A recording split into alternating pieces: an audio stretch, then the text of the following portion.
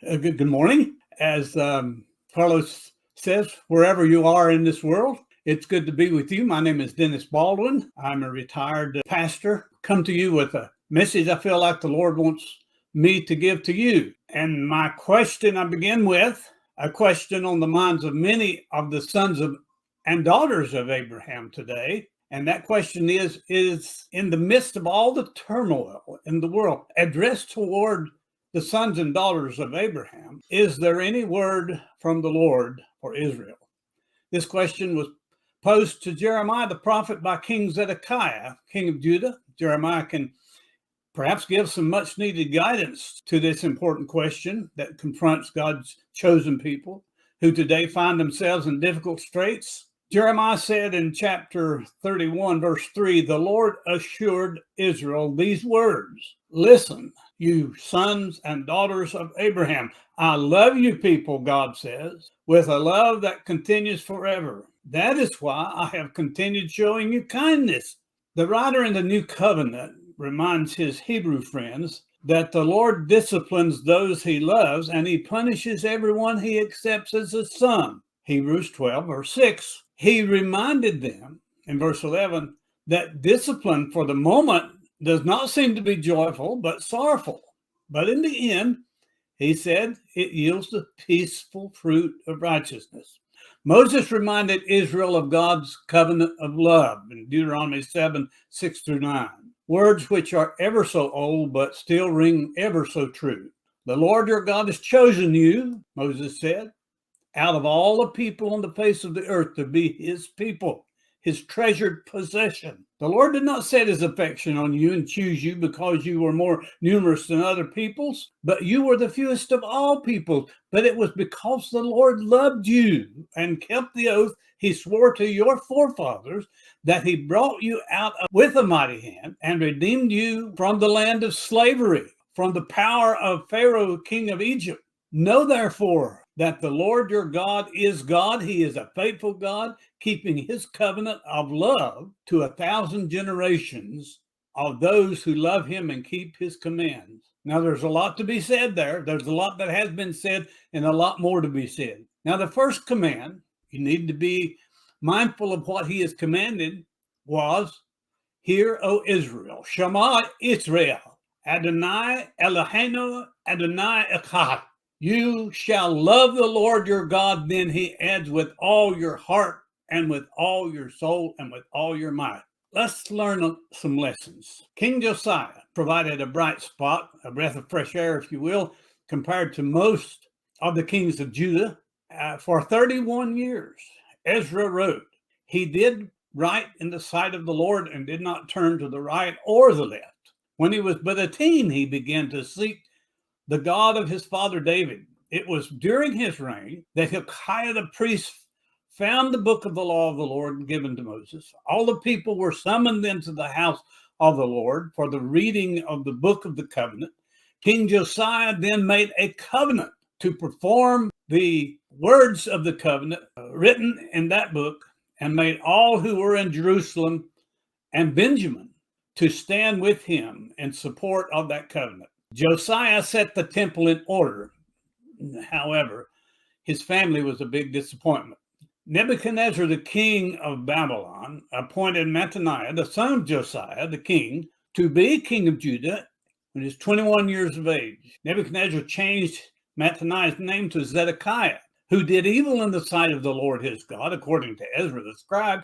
He refused to humble himself before Jeremiah the prophet, who spoke but for the Lord. Zedekiah knew that Jeremiah was a prophet. He even asked him to pray to the Lord our God for us. But neither he nor any of the other leaders in Jerusalem heeded the messages which the Lord sent to Israel through Jeremiah. There were other prophets in Jerusalem also at that time who spoke messages of their own, claiming no doubt that those messages were from the Lord, but those false messages were contrary to Jeremiah's words and were not from the Lord. As we progress to Jeremiah 37, Jeremiah at this point, under the leadership of King Zedekiah, was able to move about the city of Jerusalem even though he was not allowed to enter the temple. Hard to understand that, isn't it? prophet can't enter the temple. He had started on a trip to the land of Benjamin to take possession of some property. Ahijah, the captain of the guard, arrested him because he thought he was going over to the Chaldeans, who at that time were in control of Jerusalem. Jeremiah was not defecting to the Chaldeans at all, even though Ahijah may have thought so. Jeremiah accused Ahijah of lying, but Ahijah was convinced that he was going over to the Chaldeans and became angry at Jeremiah, who, as a result, was beaten and put in a dungeon. After being in a dungeon for many days, the king had Jeremiah removed from that dungeon and escorted to his palace. It's unclear exactly what King Zedekiah had in mind. Perhaps he thought he could bring him into the fancy surroundings of his palace and get Jeremiah to change the words of his prophecy to something more in line with the king's wishes. But he asked, "Is there a word from the Lord?"